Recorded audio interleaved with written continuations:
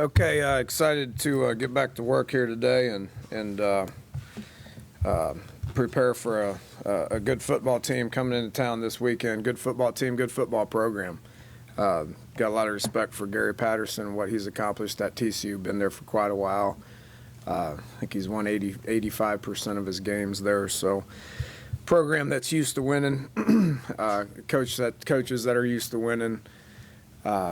Players and fan base that are used to winning, and they're coming off a couple of tough losses, new conference, quality of opponents are pretty good, and, playing a lot of young kids, and we'll expect them to continue to get better and better over the course of the remaining 5 games that they got. Offensively, they pose a lot of problems. They obviously had to switch quarterbacks to the freshman, Boykin, who's a dual threat guy, who's dangerous with his feet and, has some weapons around him. All the receivers that they got are quality players that could have went to a lot of different programs. And they do a tremendous job of distributing the ball to a bunch of different people. Defensively, always been known for playing really good defense. Gary Patterson's defenses have been very good, giving up more points and yards than they would like. They're not used to that, and everybody's complaining about what's wrong, but they're doing a good job of staying true to their schemes and coaching their kids up. I think they got one senior on defense, and the rest are younger, inexperienced guys, and play hard. They're a program that's played with tremendous effort and tremendous passion over the course of the years, and this year is no different. It's the same stuff. It's the same people I see on tape. It's the same schemes. It's the same effort. It's just they're playing some pretty good people, and I expect them to get better and better. The thing that really stands out about these people is special teams. I think they lead the Big 12 in many categories. Got a young punter, but he's booming the ball. They're playing a lot of bodies. So they got a lot of moving parts. Got a tremendous returner in the Dawson kid, number 11. He returns both punts and kicks. Is dangerous, gets out in the open. But they again, it's a lot of young guys that they play on that unit, and they do it well. So will be a challenge. Looking forward to the matchup. Questions? Do you see a lot of similarities between them and you guys?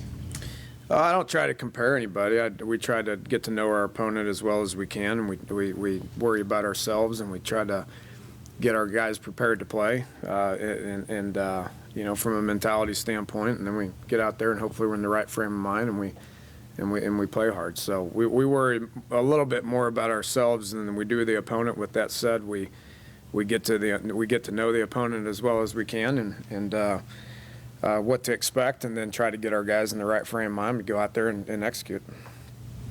Dana, their defensive scheme's a little unique, though I guess Texas Tech runs something very similar now, but how unique is it? Is it difficult to attack? They're sound. It's not difficult. It's a sound scheme. I guess it'd make a lot of people around here happy if we switched to a 4-2-5 version, seeing how TCU's pretty good at it, and Kansas State's pretty good at it, and Texas Tech's pretty good at it. It's not scheme. I don't know how many times I got to say that. But they play their scheme well. They coach their mentality well. They coach their personnel well. They coach their alignments and their techniques well. You mentioned Boykin several times and what he can do. It sounds like there might be a chance he might not play after the injury in the Oklahoma State game. If he can't go, do you have any idea what to expect from their offense? I mean, we don't know if he's going to play or not. We don't know if any of these guys are going to play. They don't know if any of our guys are going to play either. So, what you do is you can prepare for what's on tape, and they got a good quality quarterback behind him. I've watched. He won a state championship in high school. Kid's a good player. If it happens to be him back there, I doubt they're going to be able to change their scheme in a week. Schemes are hard to switch. So what you do is what you do. What's the biggest thing you guys have changed in the last 2 weeks? Well, since how we decided not to switch back to the 3-3 stack, or we decided not to go to a 4-2-5, or we decided not to start running the option. We decided not to go just 100% empty because we had a little bit of success with it against Baylor, then we probably didn't change a whole lot. Hopefully we changed, we got refreshed, and our mentality's good, and our body language is good, and our confidence is back up, and our players are excited about playing. And we practice hard this week, and we get out there, and we're excited to play a football game. We go out there and we play it to the best of our ability. Coach, it seems like with Geno specifically, it seems that regardless of the circumstances, whether he's fielding Heisman questions, talking after a couple tough losses, he's always got the same mindset. He never really gets too high or too low. Is that how unique is that, and how valuable is that for a player at this level? He's mature. You got to have a lot of guys like that, but he's mature and has been in front of that camera a lot. Has been under center fielding snaps for many years, and so he's one of the most experienced guys that we got, obviously, and he's been in that situation before, and he knows how to handle those situations. You know, he needs to handle the loss a little bit better. And we talked about this last week, but you know, he's not responsible for a loss. There's a whole bunch of people that play in the game. There's 50 to 60 people that play in the game. A lot of coaches that are involved in the game. So there's a whole lot of people that can accept responsibility for what happens, whether it's good or bad. And that needs to be his mindset. Dana, within their 4-2-5, they've in the past they've done something kind of strange where they'll play like zone in the left half and man on the right. Are they still doing that, or is it young enough they're not? Not as much. Not as much. It's harder to do that with as many spread teams that are out there. But they match stuff a lot more than they do. They will play man, which sometimes I don't know if they get confused. Sometimes I get confused on, you know, if it's man or zone, or if one side's man, one side's zone, or any of the rest, because there's a lot of matching routes that go on that look like man. And there's a lot of pressure. It's 50% man, 50% zone pressure. So when they're pressuring, you don't get a beat on whether it's going to be man or zone or any of that. So, you know, they're very sound in what they do, and they don't have a lot of busted assignments, and there's not a lot of free people going. You know, they don't beat themselves on defense, so to speak. So. We can't worry about teams beating themselves. We gotta execute, and we gotta know what they're doing, and we gotta get out there and play with high energy and make our own breaks. With regard to that, though, I didn't understand a word you just said about those things. It must be difficult if you're trying to figure it out on the fly. They do that for a reason. Does it deceive? Does it confuse? Yeah, it can, but it's sound. There's something to be said for, you know, his retention with coaches is pretty high. Dick Bumpkus is a really good football coach. He was 2 years ago. He was at the Broyles things with me and got to get to know him a little bit. But he's been there a long time. He's been coaching there a long time. You know, Chad Glasgow's back with them after 1 year at Tech, but has been with them for a long time. Their retention with their defensive staff is impressive, and Gary's been there for going on, I think, 15 years doing the same stuff. So you get a whole bunch of people that believe in what you're doing, you get pretty good at it. You get people saying the same stuff in the 4 or 5 different meeting rooms that exist on one side of the ball. They're all saying the same stuff, and they all kind of know what they're thinking. So that's a huge reason why their scheme is pretty good, and they don't have a whole lot of mistakes because they're all on the same page and they're all coaching it the same way. So in that situation, it allows you to be a little bit more creative in small little ways. Again, it's more about how you teach them to the mindset and how you teach them to play with effort and be physical and be really good at your technique is a whole lot more important in this game. Dana, how healthy was Stedman last week? And obviously his absence in the second half of the Texas Tech affected you, and if he wasn't 100%, how much of that is part of your offensive problems right now? I didn't know we forgot how to quit coaching. I didn't know our offensive problems were incredibly magnituded by one guy. That's not ever going to happen. I mean, are we better with Stedman out there at 100%? Yes. Are we better with 100% out of Sean Alston? Yes. Is that the reason we lost? No, it's not. There's a whole bunch of things that go into it, and we're working hard to try to fix them.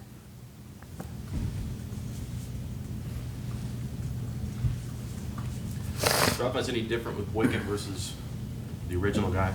I'm sorry, the what? Is the offense much different, TCU's, with Boykin versus the original guy? I'll be honest with you, I didn't study the offense as much before. We got 4 good games that we used. I'm sure the defensive guys got in there and looked at it. The 4 games that we broke down are the ones that he's been in.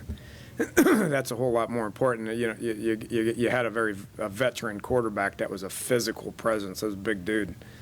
So he ran the ball probably a little bit more. But you can't come up with just 100 different ways of trying to put the ball in play, especially throughout the course of a week. So what they've done the last 4 weeks is they're missing a good running back, so their run game's not as good as Gary probably wants it to be. They're moving the ball fine. They just can't beat themselves on offense. And defensively, we got to do a good job of pressuring the quarterback and trying to create turnovers. It's something we got to do a better job of. Is Boykin in the 4th game much different than Boykin in the 1st game? Not much. No. When things were going good for them earlier in the year, what was it that they were doing well? And when they've kind of hit their rough patch lately, what is it that's been tripping them up? Yeah, it's turnovers. That they're not a whole. They won a couple of games earlier in the year. They played a pretty tough Oklahoma State team last week. Iowa State really played well 4 weeks ago when they played them. They got some big plays on them. So I don't know. I mean, it's you gotta you gotta worry about what you've seen out of them lately, and what they're doing well lately is probably what they're going to build on. I mean, there's not enough time. I could go back 12 years on what they've done defensively and what's made them good and what's made them bad. But it makes this defense that we're looking at right here the most important thing. So you got enough material out there to where you can look at it. But this time of the year, you don't have to do a whole lot of research. You can look at what they've done lately and get a pretty good idea of what they're going to do. There's not many tricks out there from a schematic standpoint. There's not. Huh? Have you ever played at TCU? Yeah. Yeah, I have twice. Early 2000. Gosh dang, I forget this. I forget what happened last week. Early in our career at Tech, I think it was probably 2004, 2005. We won pretty good, scored a lot. And then 2006 or 7, I don't remember, we played at TCU, and they played really well, beat us 10-7. Coach, weather-wise, you inside today? I figured we're preparation for Rutgers, right? This time last year we had the same stuff, and we managed to go outside in a very tough environment at Rutgers, and the weather being rain, sleet, snow, wind, chaos, tough opponent, and we went outside and we did okay. So we'll probably go outside and throw snowballs around and get used to the weather, and who knows, it's setting in, so maybe it's going to be like this on Saturday, which up in the Northeast you got to be able to deal with it and play in these conditions, which we did last year, and and got a victory in it. Probably do some of our work inside. Same situation as the Pittsburgh Steelers and the New England Patriots and the New York Jets and then the New York Giants, Philadelphia Eagles. I think you guys get my point. Have to deal with weather. Not going to panic about it. Do the practice reps change for the young receivers, the true freshmen that you're now playing, Robinson and Copeland? Do you intentionally start getting them a ton of reps to catch them up, or what do you start doing with them? Yeah, when you make the decision to play them, you probably ought to play them. So the reps used to be we'd kind of have them with us about half the time, the scout team half the time. Since we made the decision to play them, we'll be 100% with us, and they won't have to worry about any scout team. So with that said, yeah, the reps will go up. their reps will be dictated on how they do in practice. How'd they do in the game? Just okay. Everybody just did okay, though. I guess that wouldn't be an appropriate statement. We didn't play well, but they didn't do anything detrimental. On the same side, they didn't do anything fantastic, which is an understatement. What have you seen out of your defense for the last couple of weeks in terms of getting in there, getting those reps, getting the young guys in, and progress-wise? Well, we had 3 practices last week, and I was proud of how they played with effort. They were attentive. They kept playing. You know, if 5-2 teams that are coming off a loss pout and feel sorry for themselves, they're probably not going to finish the year very well. And you know, there's approximately, there's a whole bunch of teams in the same situation as we are. If you look at the Big 12 standings, I mean, it's very similar to what we are. You know, there's some teams coming off of losses, and how you handle those losses are what you're eventually going to be made of. So the way our guys came back, they played hard last week. They were physical. They lined up and played with effort. So wanted them to get away from it for a couple of days and be 18 to 22-year-old kids, and they did, and came back Sunday ready to go. They were glad to be back on Sunday, and we had a good practice up in the indoor on Sunday, and then hopefully we do the same thing here today. Gino obviously throws a lot of passes between games, practices, and all that type of stuff. Where in the benefits of a bye week does it come for a starting quarterback? How important is it for him maybe to get the rest on that arm? I don't think the arm's a big deal. We're only out there 3-4 times a week. From a mentality standpoint, I think it came at the right spot, right time. And what was the buzz collectively among your assistants when they got back from recruiting? What was out there? This was harder to tell because we're in some new spots. You know, we we're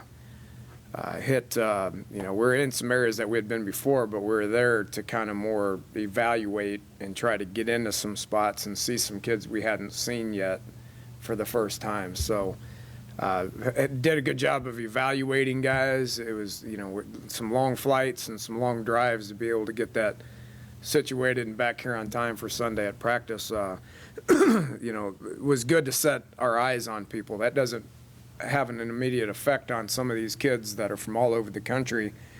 You know, just because they see a West Virginia guy doesn't automatically say that I want to go to West Virginia, because these kids got many options and they're from many parts of the country. So, but it allowed us to put our eyes on them. It allowed us to evaluate them, make decisions on whether we're going on them, whether we're not going on them. And then it puts us in position of recruiting them, which means we got to spend many hours recruiting these guys over the course of the next 2 to 3 months. And how it ends up playing out is like any other recruiting battle. I mean, who knows what the trick is to be able to get them. It's our job to try to figure that out. Danny, you can obviously evaluate them a lot on tape. What are the benefits of evaluating them in person, having somebody actually physically there? From a presence, it helps.